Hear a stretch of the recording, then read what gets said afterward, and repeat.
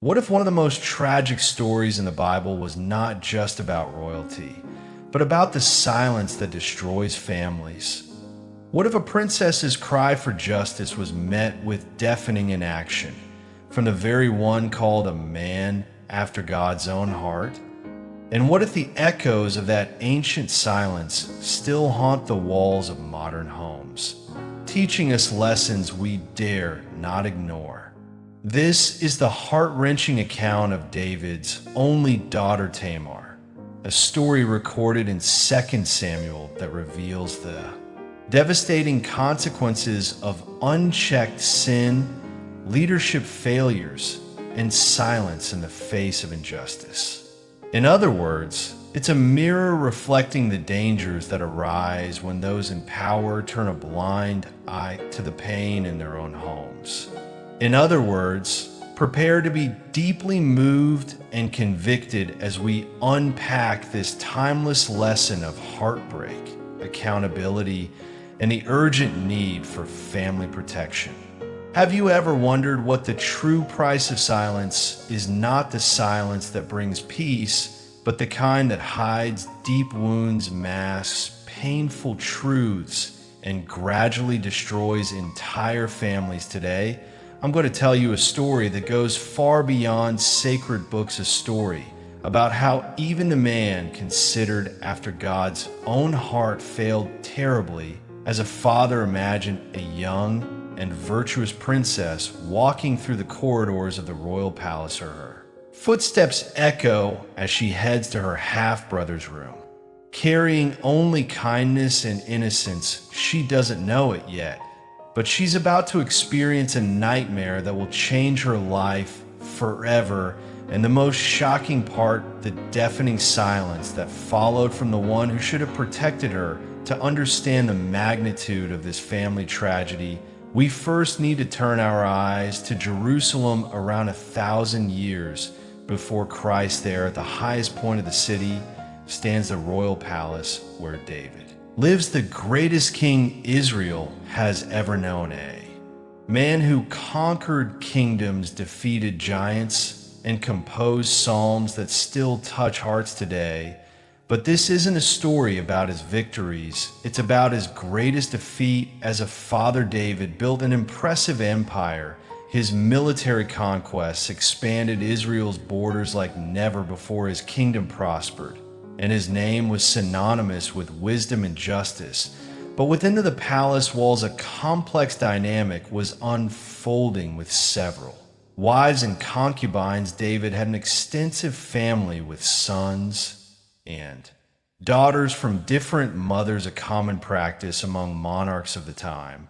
But one that created inevitable tensions among his sons was Amnon, the firstborn next in line for the throne. There was also Absalom, known for his beauty and charisma, and his sister Tamar, a young princess whose life was about to be devastated by a web of events that her own father could have prevented. What makes this story particularly relevant for us today are not just the dramatic events that compose it, but the timeless lessons about family leadership it offers. When we examine the events that led to Tamar's tragedy, we find behavioral patterns and warning signs that continue to repeat in modern families.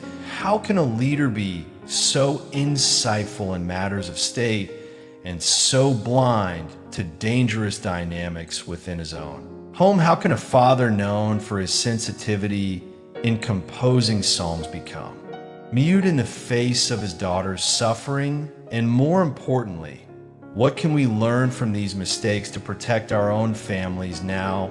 Let's unravel not only the events that led to the destruction of David's family peace, but also identify 3 crucial signs that every father and mother need to know to avoid similar tragedies. Because although times have changed, the family dynamics that can lead to disaster remain frighteningly similar. This is a story about power, betrayal, and consequences, but above all, it's a warning about how the silence of those who should protect can become a weapon more devastating than any act of violence, as recorded in 2 Samuel 3. David's rise to the throne was marked not only by military conquests, but also by the expansion of his family. And Hebron hethered 6 sons from different women: Amnon, by Ahinoam Kib, by Abigail Absalom, by Maradonijah, by Haggith Shapha, by Abital, and Itham by Egler. Later in Jerusalem, his family continued to grow. The atmosphere of the royal palace was a reflection of this family complexity. Imagine grand stone halls where brothers and half-brothers grew up together, each carrying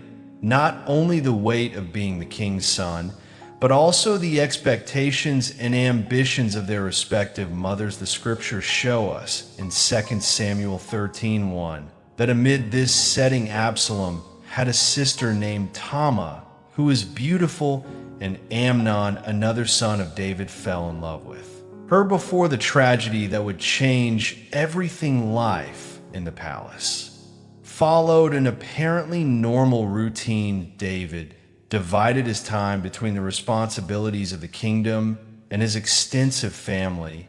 The scriptures show was a man who had conquered practically everything he desired. His kingdom extended from Dan to BBA, 2 Samuel 3 verse 10, an expression indicating all the territory of Israel.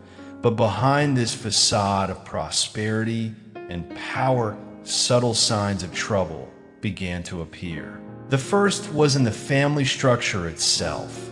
With so many children from different mothers, rivalries and jealousies were inevitable. Each prince had his own entourage, his own supporters, and naturally his own ambitions. Amnon, as the firstborn, held a special position. The scriptures show that he had privileged access to the palace and considerable influence. Absalom, in turn, already demonstrated the characteristics that would later make him a rebel: charisma, ambition, and a strong sense of personal justice. Among them, Tamar lived protected, as was customary with the virgins of the royal household. A crucial character in this story mentioned in 2 Samuel 13:3 is Jonadab, David's nephew and Amnon's friend. Described as a very shrewd man, he would be the catalyst who would turn an already tense situation into an irreversible tragedy.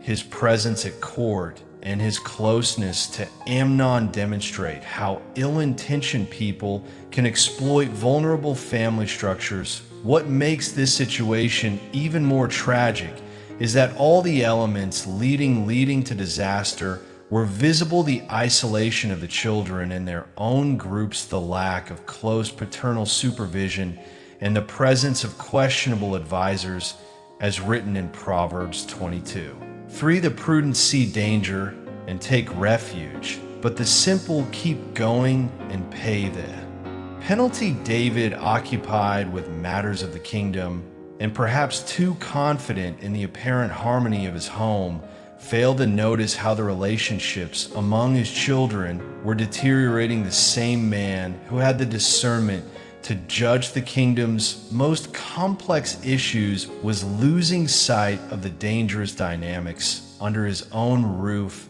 The scriptures teach us in Deuteronomy 6:6-7 that parents should diligently instruct their children, talking about these teachings when you sit at home and when you walk along the road, when you lie down and when you get up. But amid the kingdom's demands and his family's complexity, David seemed to have lost sight of this fundamental responsibility. The stage was set for a tragedy that would not only destroy the life of an innocent young woman, but also trigger a series of events that would shake the entire kingdom. And it all began with something seemingly simple: a lustful glance and a malicious counsel. The narrative takes a dark turn when the scriptures reveal in 2 Samuel 13:2 that Amnon became so obsessed with his sister Tamar that he made himself ill. This was not brotherly love.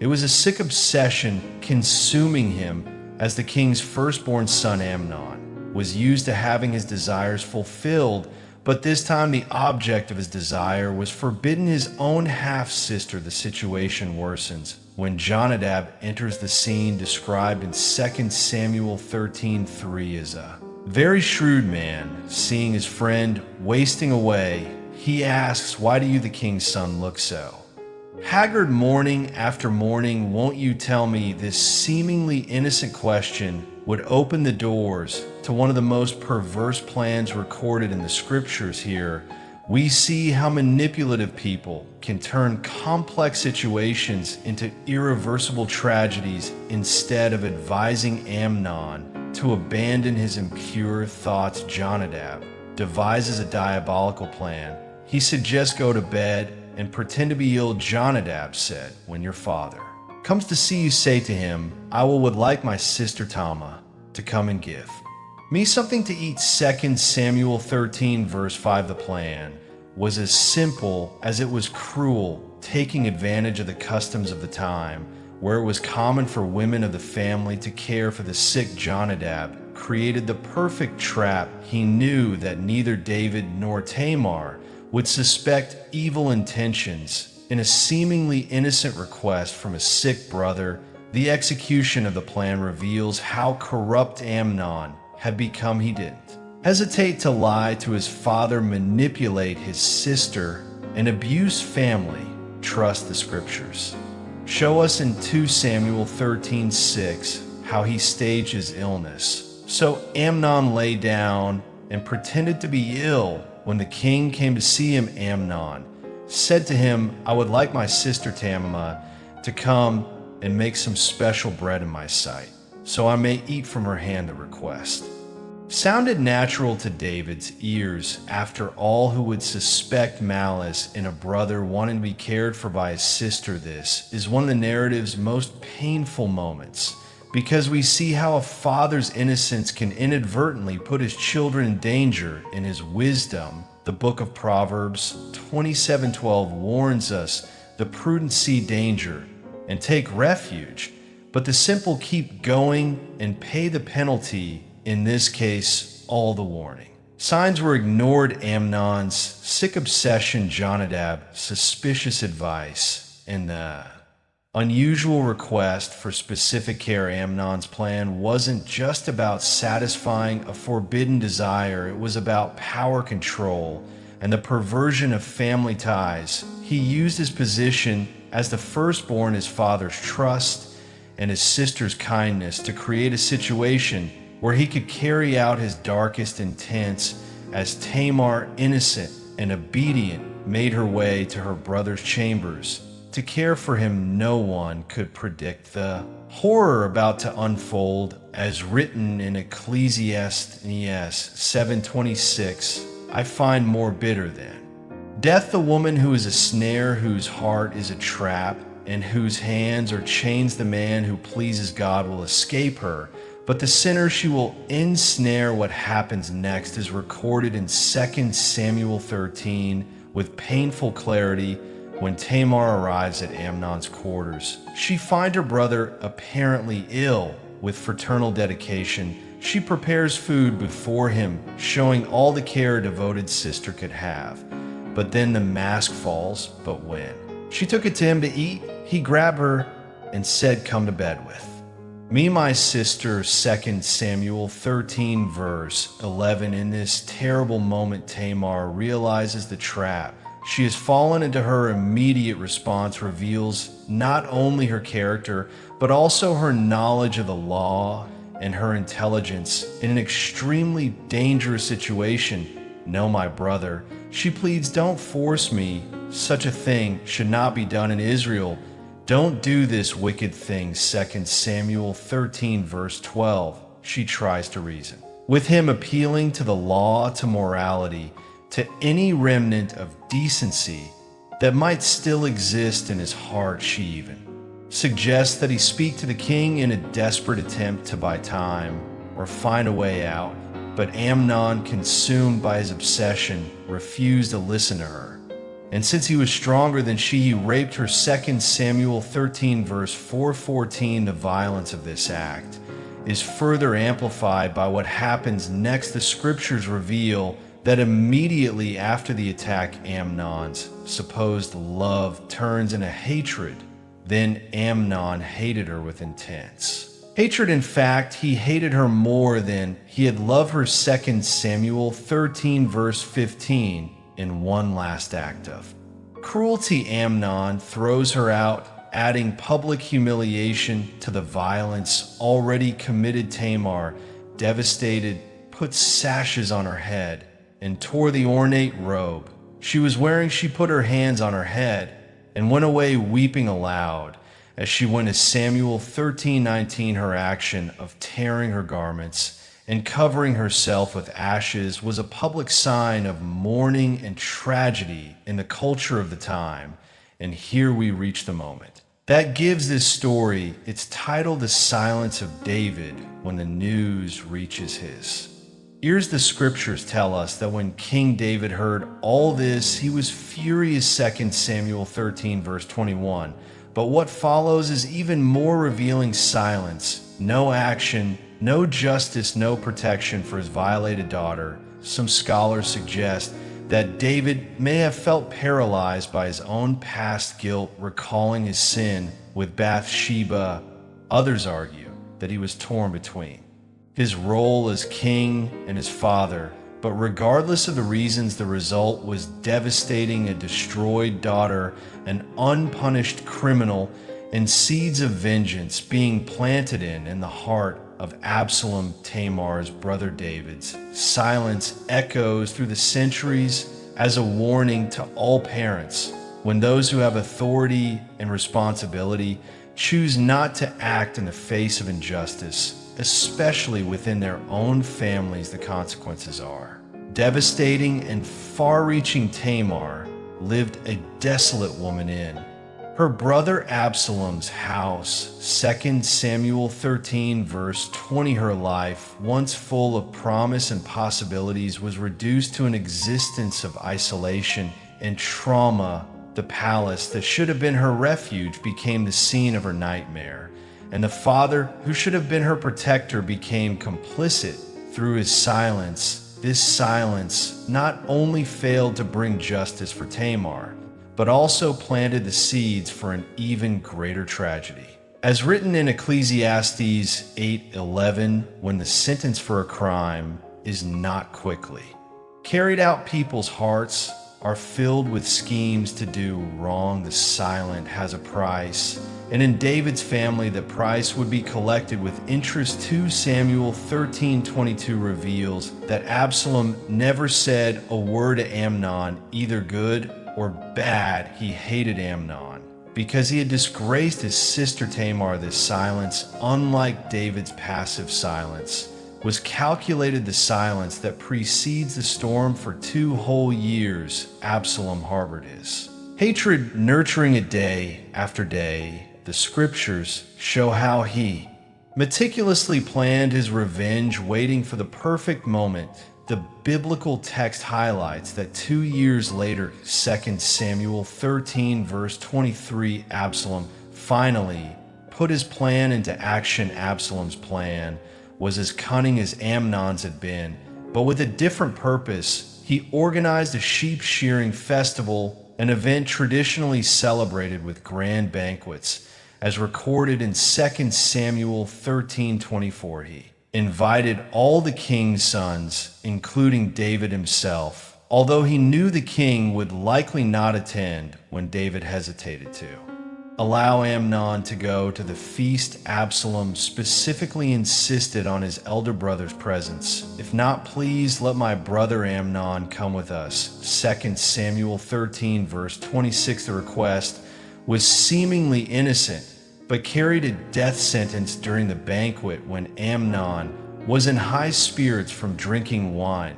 2 Samuel 13 verse 28. Absalom gave a signal to his servants. The order was clear: when Amnon is in high spirits from wine, and I say to you, strike Amnon down, then kill him. The moment of vengeance had arrived. The Execution was swift and brutal. The other sons of the king, fearing for their own lives, mounted their mules and fled. To Samuel 13:29, the news that first reached David was even worse than reality. Absalom has struck down all the king's sons, not one of them is left. 2 Samuel 13 verse 30. At this moment, we see again how bad news travels quickly, but not always accurately. Jonadab, the same man who had advised Amnon in his wicked plan, now appears to reassure the king. My lord should not think that they killed all. The prince's only Amnon is dead. 2 Samuel 13 verse 32. David's reaction to Amnon's death shows a father torn between love for his children and the consequences of his own prior silence. The scriptures tell us that the king stood up, tore his clothes, and lay down on the ground. 2 Samuel 13 verse 31. But the cycle of violence and silence was far from over. Absalom fled to Gesha, where he stayed for 3 years during this time, as we read in 2 Samuel 13 verse 39. King David longed to go to Absalom, for he was consoled concerning Amnon's death. A father's heart, even in the face of tragedy and fratricide, still yearned for his son. This sequence of events shows us how violence begets violence and how silence in the face of injustice can lead to even more devastating consequences. As written in Galatians 6:7, do not be deceived. God cannot be mocked. A man reaps what he SWS. The price of David's initial silence following Tamar's rape was now multiplying. A destroyed daughter, a murdered son, another son in exile, and a royal family in ruins. And yet the consequences would continue to unfold. To fully understand the impact of this family tragedy, we need to analyze the crucial leadership mistakes David made as a father. The same man who demonstrated extraordinary courage before Goliath and exceptional wisdom in governing Israel failed at critical moments when his family needed him most. The first fundamental mistake was the lack of vigilance. As an experienced leader, David should have recognized the warning signs. In 1 Samuel 1:67, we learn that the Lord does not look at the things people look at. People look at the outward appearance, but the Lord looks at the heart. Ironically, David, a man chosen for his ability to see beyond appearances, failed to perceive the dark intentions within his own home.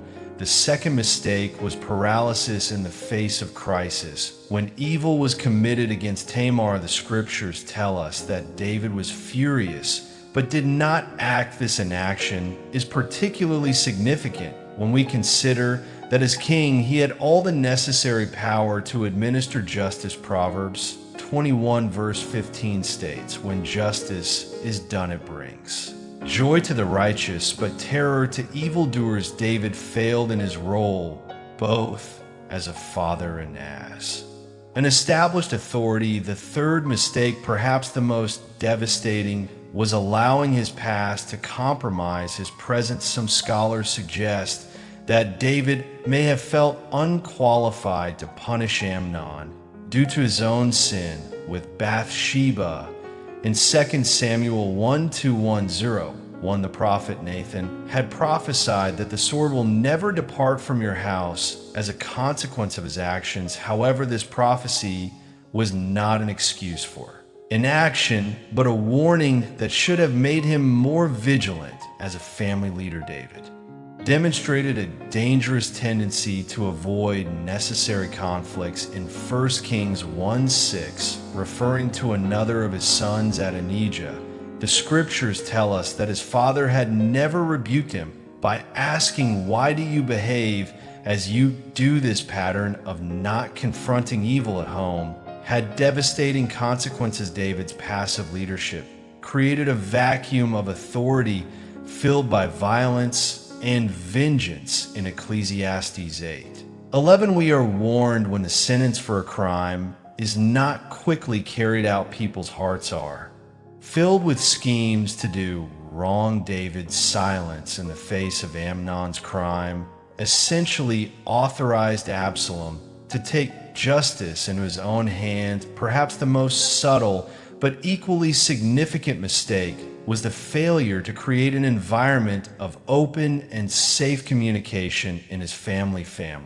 When Tamar was attacked, she did not find a safe harbor in her father to seek justice. When Absalom was planning revenge, there was no dialogue that could have prevented further violence, as written in Proverbs 29:15, a rod and a reprimand impart wisdom, but a child left undisciplined disgraces its mother. The absence of loving and consistent discipline created an environment where David's children followed their own often destructive paths. These leadership errors are not just historical lessons, they are relevant warnings for anyone in positions of authority, especially within the family.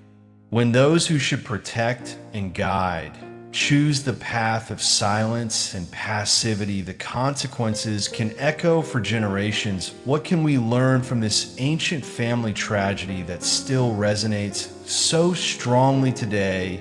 The lessons are profound and urgently relevant for modern families, regardless of social position or cultural context. The first crucial lesson is the importance of active vigilance, as warned in 1 Peter 58. We must be alert and of sober mind in today's world where our children and youths face often invisible threats through social networks and digital relationships. This vigilance becomes even more crucial.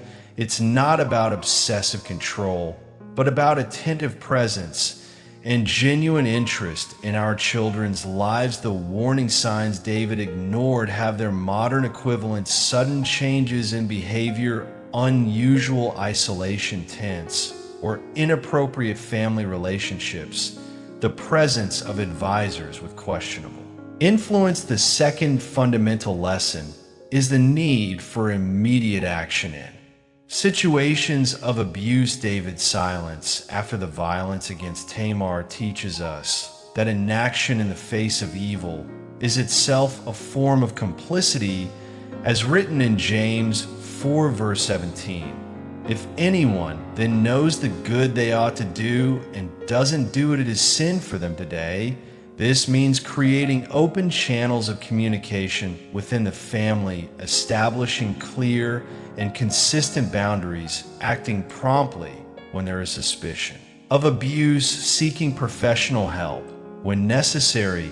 The third lesson deals with the importance of breaking cycles of violence. David's family tragedy unfolded in an escalating spiral from inappropriate desire to sexual violence, from silence to deadly revenge. In Galatians 6:78, we are reminded that a man reaps what he SWS. For modern families, this implies identifying and addressing toxic relationship patterns, seeking peaceful conflict resolution, promoting forgiveness without neglecting justice, creating safe environments for emotional expression.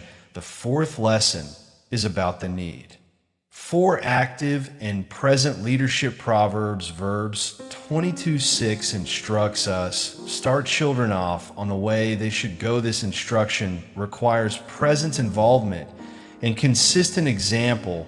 In practical terms today, this means actively participating in your children's lives, demonstrating values through actions, not just words, creating regular moments of family connection, being available in times of crisis. Finally, we learn about the importance of breaking the silence, fear, shame, or the desire to maintain.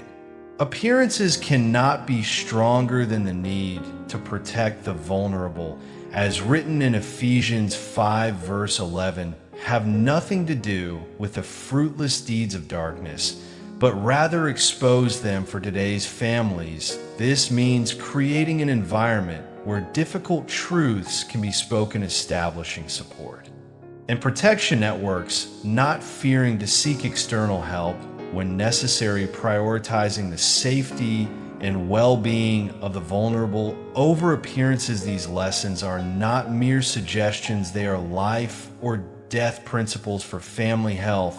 As we saw in Tamar's story, the price of silence and omission can be devastating, and its consequences can echo for generations. So how can we turn these lessons into concrete actions to protect and strengthen our families? Here are practical and immediate steps that can be implemented. First, establish regular family dialogue moments. Don't wait for problems to arise to create spaces for communication. Do as Deuteronomy 6:7 instructs, talking about these matters when you sit at home, and when you walk along the road, when you lie down, and when you get up. Second, develop a family safety plan. This includes knowing your children's friends and social circles, establishing clear rules about internet and social media use, creating safety passwords for dangerous situations, keeping emergency contacts always updated. Third, seek preventive professional support. Just as we consult doctors for regular checkups, having a family counselor or therapist can help identify and address problems before they become crises. Fourth, strengthen family bonds through regular family meals, shared activities, moments of prayer or reflection together, celebrations of family achievements and milestones. Finally, remember, there is no perfect family, but there are vigilant and prepared families, as written in Proverbs 24:34. By wisdom a house is built, and through understanding it is established. Through knowledge its rooms are filled with rare and beautiful treasures. The story of Tamar, Amnon, and David is not just a historical account. It's a mirror reflecting challenges many families face today. The silence that destroyed this royal family remains a real threat to contemporary homes.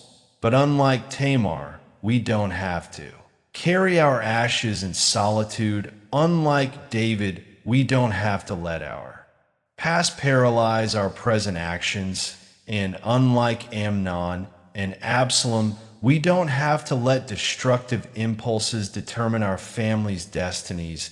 As written in Isaiah 6:13, the Lord promises to bestow on them a crown of beauty instead of ashes, the oil of joy instead of mourning, and a garment of praise and instead of a spirit of despair. This promise of restoration is available to all families who choose to break the cycle of silence and omission. The choice is before us. We can be like David, who remained silent in the face of evil, or we can be agents of change and protection in our families. The price of silence is too high to ignore. It's time to speak, to act, and to protect, because sometimes breaking the silence is the first step to restoring peace.